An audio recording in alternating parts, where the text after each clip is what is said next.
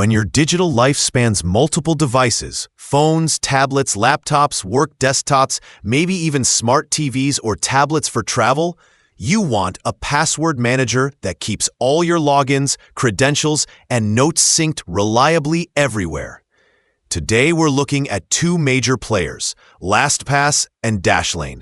Both are well known, both claim cross-device support, but the way they handle syncing, user experience, device coverage, and pricing differ in ways that matter.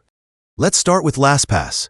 LastPass supports almost every major platform: Windows, macOS, Linux, Android, iOS, browser extensions for Chrome, Edge, Firefox, Safari.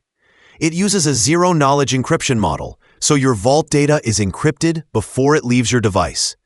For cross-device syncing, the paid plans allow unlimited device access according to the provider. On the usability side, LastPass has been praised for its minimal and intuitive interface.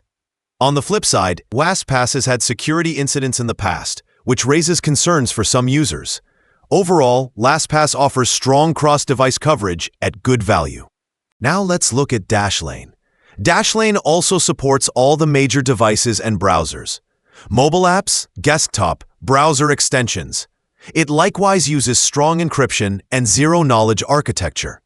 One thing that stands out is that Dashlane offers some extras, like a built-in VPN on some plans, dark web monitoring, and passkey support.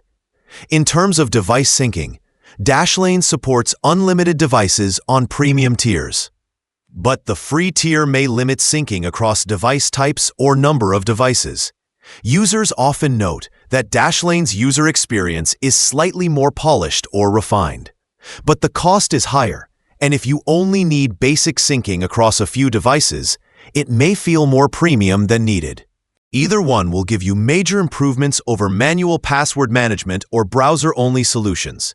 The best fit comes down to how many devices you manage, how much you care about bonus features, and what budget you're comfortable with.